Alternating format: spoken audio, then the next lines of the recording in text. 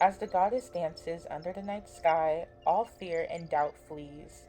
The energy of her hips and waving from her arms attracts love and abundance to her. The goddess, with a smile on her face, knows no worries and cannot comprehend sorrow.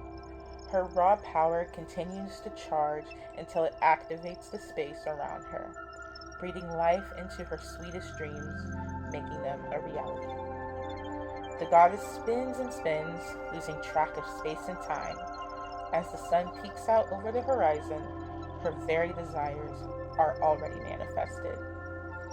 They are solid as the ground her feet twist on. Oh, what a wonderful day, she sighs. She smiles, then continues to dance. No. Hey guys, welcome back to the channel. My name is Aeneas and I wanted to share a little bit about what's been going on within the last week. I know the last few videos I've been talking a lot about spirituality, which I'm really leaning into. I've been leaning into it for the past month or so, and I'm actually starting to see some changes in my life and my demeanor, and mostly how my self love and how I talk to myself. And I just wanted to share a little bit about what that journey's been looking like. So, in the beginning, I just wanted to do something that would bring upon the most change in my life. And the one thing I've always struggled with was self love and how I speak to myself. I feel like how you speak to yourself, what I've been seeing in my life is that it really helps with your manifestation, because if you're trying to manifest things into your life but internally you feel like you don't deserve them, it's not going to work, because you are not going to be aligned to the thing that you want to do. And that's what I've been seeing in my life. One example that I'm sure if you've watched some of my old videos you will see is the I got fired video. I remember in one of those comments, but the I got fired video, they're like, do you think you manifested your own firing? Because I told myself and I told them in the video, like, I felt like I manifested the hiring. And I think the comment was kind of snarky, maybe saying like, "Oh, manifestation," well, implying that manifestation is not real or relevant, so trying to poke holes into my faith. And at the time, I wasn't strong within my spirituality. I was still going back and forth with what I believed in, and I still am going back and forth with what I think and being open to a lot of different opinions. But at that time, I thought manifestation, it's not that I thought manifestation wasn't real. I just thought it was more so about like, well, if you believe you can, then you will. But it's actually so much deeper than that. But I didn't know that at the time, so I did take what that comment was saying to heart a little bit, and I believe I responded back like something like, "Yeah, maybe I did." Um, they were right. Looking back at it, they were totally right. I did manifest myself getting fired, because even though like I was happy that I got the job, there were things that were getting difficult. I was feeling an energy shift there with between me and management almost instantly, but I was like, I don't know, like maybe it has nothing to do with me. But then I started doubting myself, like, yeah, it does have something to do with you. Everyone hates you. You're not ready for this. You're in over your head. How long are you going to be able to keep this up? You're a facade. And when you talk down to yourself like that, which is something that I'm realizing, and if you begin to believe that version of you more than even what's reality, in the same way how you can manifest something into your reality, things that are good, you can do it to things that are bad. And that's totally what I did. And just knowing that, it literally, it sucks that I didn't love myself enough then, and to think about how far I could have gotten if I did. Like, possibilities are endless, but it also just reinforces to me that possibilities are endless, and my manifestations are strong. I just need to start manifesting positive ones for me. And I can say like, oh, I manifest a car, a good job, da da da. But if I, in the back of my mind, truly just don't believe I deserve that for whatever reason that might be, like, I'm gonna manifest not getting it. Like, it's so crazy how it finally clicked for me this week by doing a lot of internal shadow work, honestly. And that's something I want to talk about as well. But it's just so crazy how being able to allow yourself to look inwards, and it just shows you immediately like what path you've been going down might not be the path you're meant to go down. Like, it's so wild. Um, but yeah, I bring up shadow work. So shadow work is something that I've been doing a lot. If you don't know what shadow work is, it can sound a little daunting, and for me, it was definitely confusing, and it's something that I was scared of. Like, your spirituality, your manifestations, like the way you feel about yourself, just everything that you need to elevate into your higher self starts at shadow work. And shadow work is basically you allowing yourself to explore your trauma, explore your triggers, explore what makes you tick. And it's shadow because it's not necessarily everything bad about you. It's more so everything that's hidden. It's like the A side and B side of a record, right? The A side is what you portray to others, how you are pretty much at face value, but by B side, your shadow is everything that you feel about yourself, everything that you think about yourself or others or situations, or scenarios, things like that. And the reason I was so scared of doing that is because I that is something that I suppress so heavily because internally I felt like I was not strong enough to face it. So instead of facing it, facing my triggers, facing my fears, facing my traumas, I just suppress it so heavily. And I never realized how hard I do until I literally sat there with a pen and paper, and forced myself to write something down. I That's when I knew how much I was suppressing some of these things that I just didn't want to let up, and especially not on paper. And I haven't even broken the surface with this. It is something that I want to lean more into. I know that it is something that can be very, very eye opening. And I just know that if I'm able to figure out what triggers me, like I know what triggers me, but if I'm able to figure out the reason for why that triggers me, I feel like I could find a solution so it won't trigger me. It's almost like you know something's wrong with you, right? But you almost in a way need surgery to figure out what's wrong with you. And so it's almost like that's what shadow work is. You do that surgery, and when you figure out what is wrong, where is that trigger point, where does it come from, you'll be able to like figure out how to heal yourself, manifest your new reality. This is something I thought of as well. I thought the new reality was like manifest a new reality where I get to go on trips, manifest a new reality where I have a car, manifest a reality where I am making 10,000 a month. Like, yes, that's kind of what it is, but no, you can not make 10,000, but walk in your purpose like you have that 10,000. Like, become someone who has that mentally. And it's not just about like the 10,000. I think that's what is has clouded me, that I'm thinking of it in a more materialistic sense when it's not about the material things. It's not about the 10,000. It's not about the house. It's not about the car. It's not about the materialistic things. It's about your energy, your attitude. If you believe that your life is going to be better if you make 10,000 a month, then you need to live your life better as if you already have the $10,000 a month so that you can be aligned to opportunities and situations in which that can happen. You know what I mean? It's just so mind blowing to me that like I could have been where I wanted to be if I had stopped obsessing over the destination and took in way more time just enjoying that journey, you know? Like maybe I don't have the dream job that I want now, but if I live my life as if I do have that dream job and walk in that power as if I already do, then my confidence will flourish, and that confidence will guide me into an opportunity in which I can get that dream job. It and when you put it in that way, it's almost like great because I can be happier sooner. I can fall in love with myself sooner. I can be in a better situation sooner because I am already walking in that better life. Why? Because I already know that it's coming for me. it's it's a really great and nice thought. And when I have these like talks with myself, or I get into my journal and I start writing about my feelings or experiences,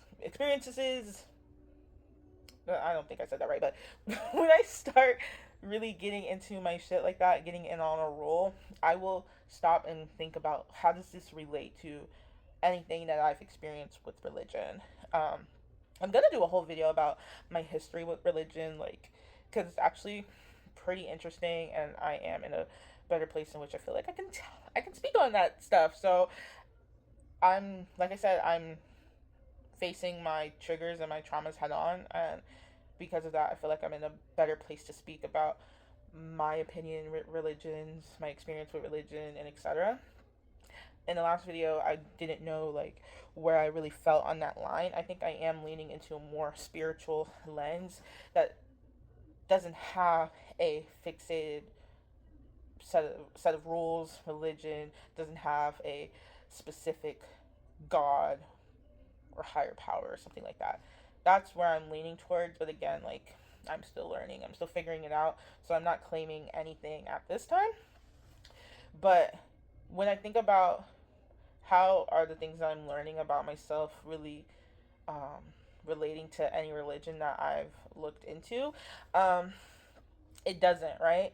So I've been primarily Christian my whole life, and you'll go to church and you'll get lessons, and most of those lessons will be the same stuff, like, but some of it seems more general, right? And none of the stories really connected with me on things that I felt like I needed to hear. Like, in my life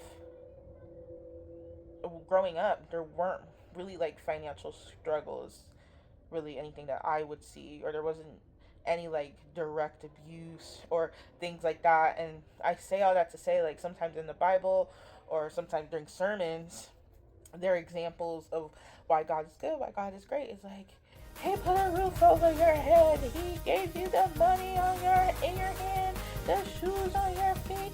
Hallelujah, hallelujah, thank you, Jesus. It's like, yes, he did. He did, but I've never experienced what it's like not to have that. So I don't realize how good that is, if that makes sense. But I do know what it's like to hate myself. I do know what it's like to not love. And I want to know exactly why I feel that way. That's what I like want. That's what I want to gain. And I'm sure you can find that in things like relig- like religion, specifically Christianity, whatever, like, I don't know, tribe, denomination. It's denomination. Whatever denomination of Christianity you want to align yourself with, and that's a whole other thing. That's so weird to me. But like, I'm sure you can totally find a way to figure things out like that. I just haven't. When I was like heavily into Christianity, like, I would listen to the stories like why God is good because He provides for you and things like that, but it never connected to me because I wasn't a kid that wasn't provided for. It's almost like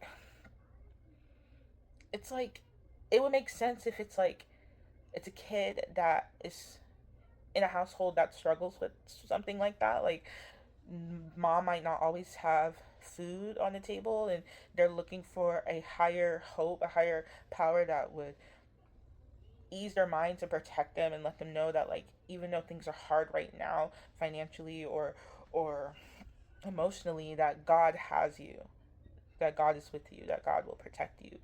And something like that can make sense for a child to lean on when they're struggling with that.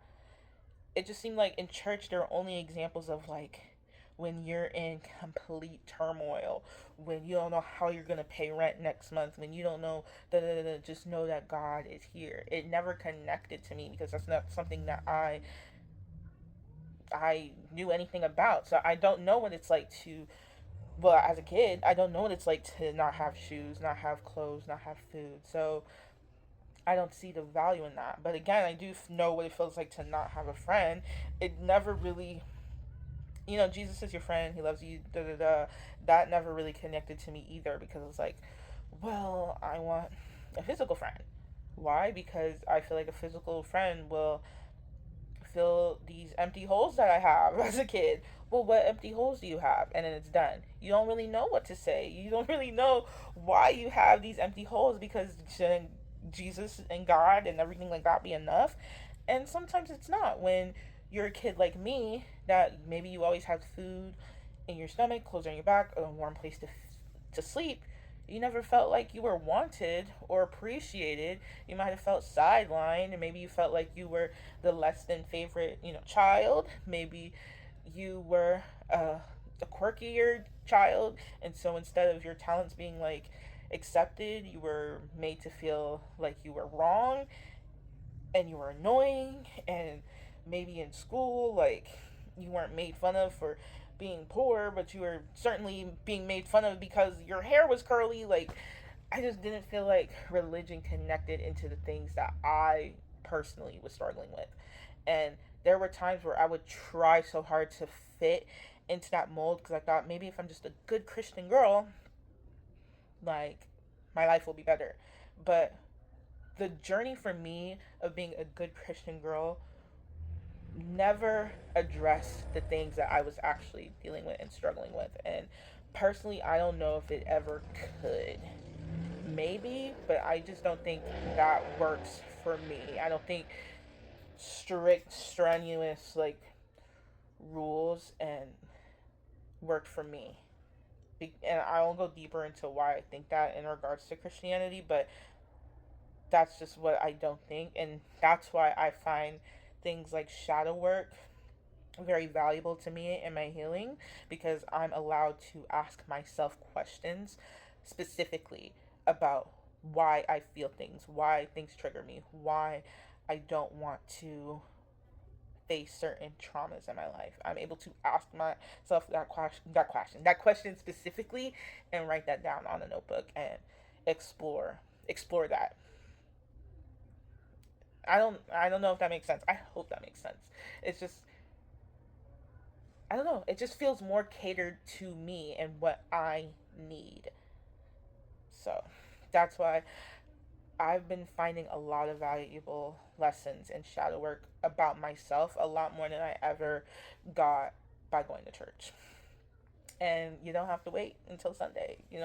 At any point, I can be like, I feel like really getting into something, and pull out my journal. I actually think I want to share a couple of things I wrote this week, just to kind of show you, like, what things are going on in my life, and kind of get to the end where I am at a place right now where I am beginning to fall in love with myself again. So this week, I was a social butterfly. I was hanging out with my friends a lot. I had some plans, but sometimes when I hang out with my friends, I can get into my own head. And that has nothing to do with them in any sense of the word, but a lot of the things that I hate about myself come from being social, and sometimes they can hinder that for me. Um, Sometimes I can feel like I'm not enough because I'm not pretty, uh, in my opinion. Well, let me not go there. Okay. I feel as though I'm not pretty. I feel like I'm not skinny. I feel like I don't have the money that I want, so I'm not able to do all the things that I want to do. All these things can circle in my mind over and over again until I just feel drained. I want to go home. Sometimes I end up crying. Like, my the way I would speak to myself sometimes was not the nicest, and it was really out of control, and it's been out of control for all of my life, honestly. I can make myself cry, uh, just by some of the nasty things I'll say about myself, or that I have had said to myself, especially in large settings. And I was anticipating that that might be the case again, but I so very did not want to do that again. I did not want to spend another night hanging out with my friends and secretly wanting to die. So I decided that I need to face that. I need to understand where that comes from. I need to, like, certainly need to work on it. And I decided that that would be the first thing I want to bring up while doing shadow work. On March the 11th, 2026, I wrote down what triggers me about going to parties. The ones where there might be more people and are a little bit more upscale, fancy, trendy. Anything that's not just a let's all go to the house and kick it. Anything that may require me to dress up a bit, might have people that I don't know, things like that.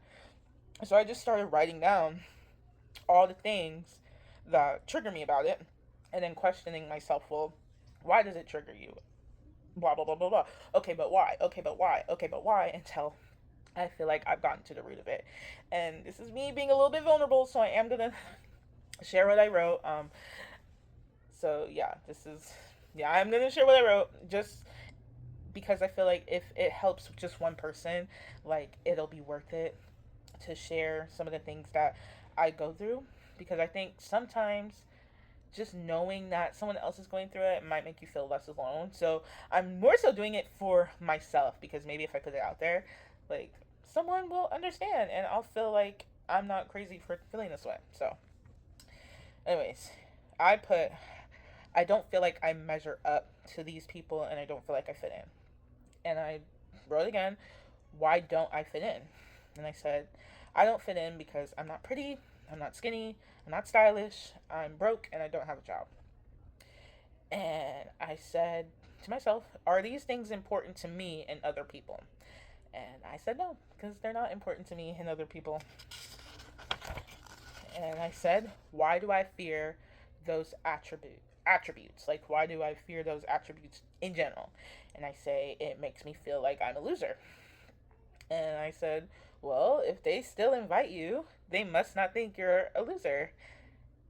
When did I start feeling like a loser? And I wanted to be like when did I first ever feel like a loser? And the earliest memory I have is just being in school, elementary school. Um, pretty young. It's probably like second, third grade is when I started feeling that way. And I said to myself, well, you were fat and broke then too. Which is true. I was a chubby kid. I was a chubby kid, and I certainly didn't have money when I was a kid, so technically I was fat and broke too.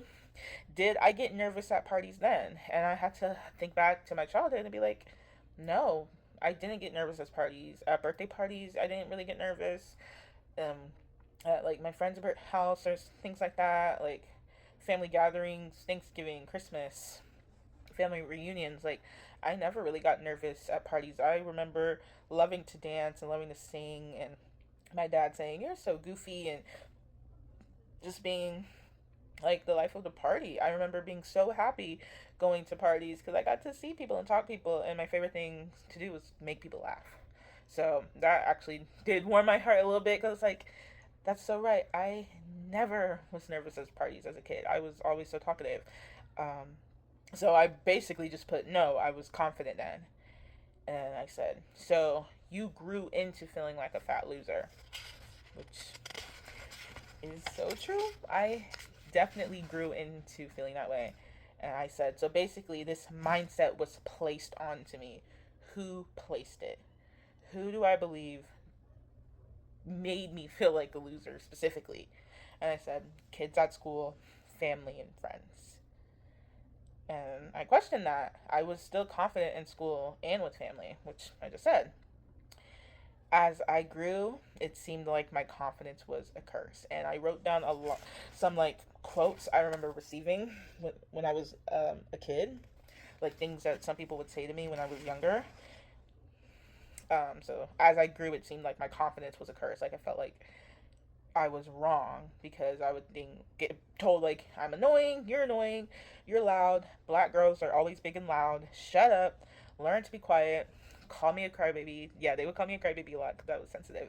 Crybaby, mind your business. Like it did. I do remember times where, of course, like a lot of kids are mouthed off to, but there were definitely times where it felt like, damn, people just do not want me to talk. Like people just want me to shut up, and I didn't have a lot of friends growing up because of it. Not a lot of people wanted to hang out with me, and it could have been because I was annoying. I can understand that now, but just think about what it's like for just a kid that doesn't know any better, who just wants to make friends and is just happy go lucky, and maybe they don't see all the signs of when they need to, but damn, just imagine it, and it just like every day there's a little crushed, a little another hurt feeling of the day until you just feel like your confidence is gone. I totally feel like that. Like I did that all throughout elementary school. By middle school,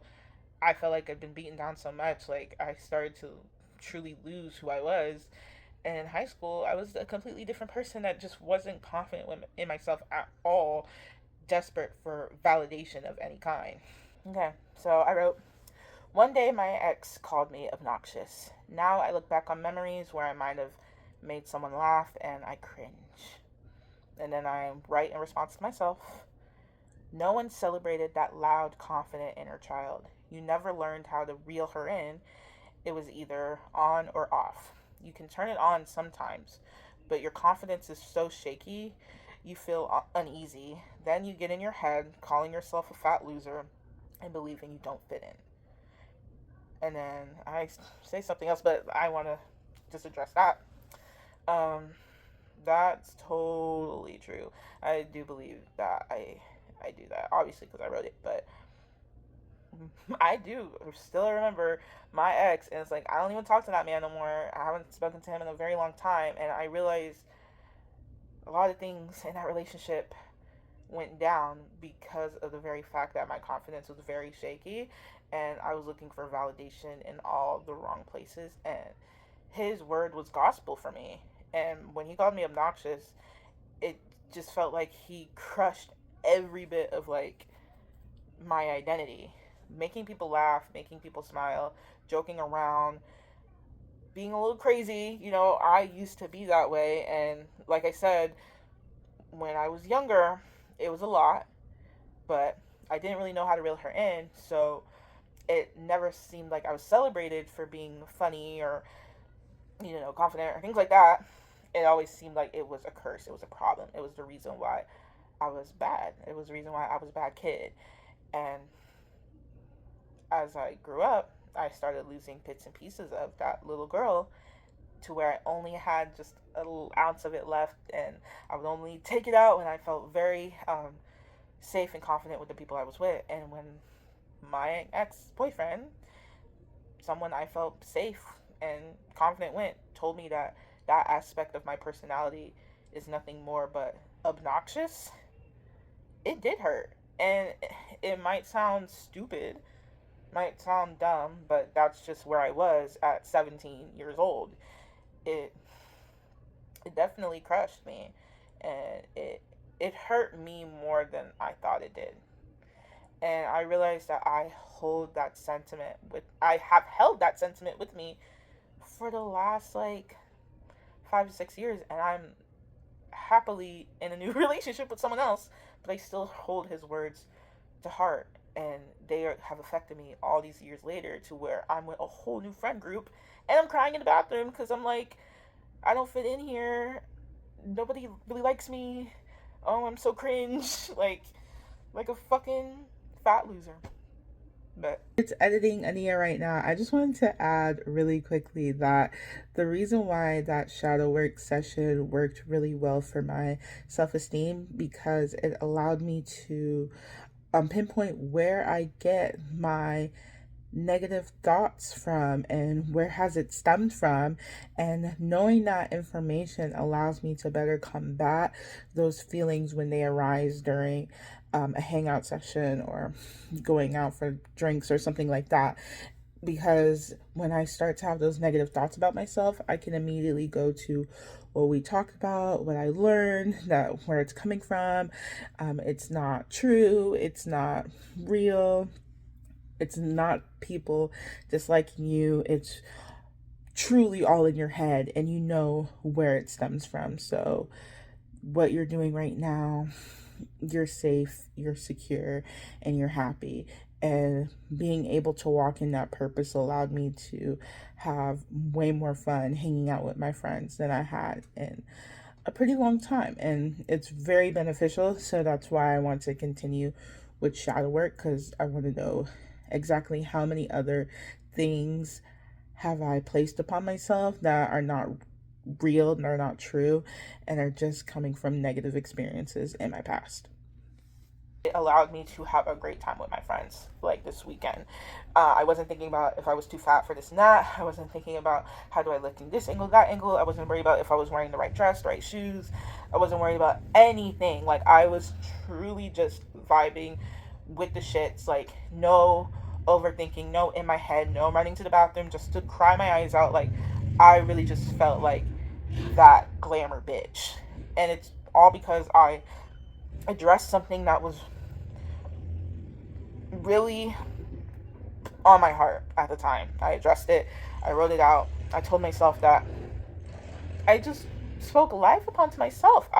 My words had power. My words were spellbinding to a point where days later I'm feeling like so good that I'm going to this party, that party, hanging out, talking, chit chatting, dancing,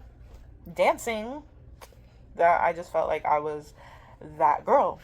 And that's what I mean when I say, like, I am learning to fall in love with myself. And right now I'm in the honeymoon phase, where everything feels just so new and exciting and electrizing. I don't think it's a word. Electrifying. Everything feels so electrifying and incredible. And it's so crazy I say all that, but yesterday, last night, I was out with my friends, and all I could think about, like, ooh, I can't wait to roll up when I get home. And when I get home, I could not find my raw papers. I was so sick, and I was sitting there like, this has got to be a test from the universe, because I am sick right now.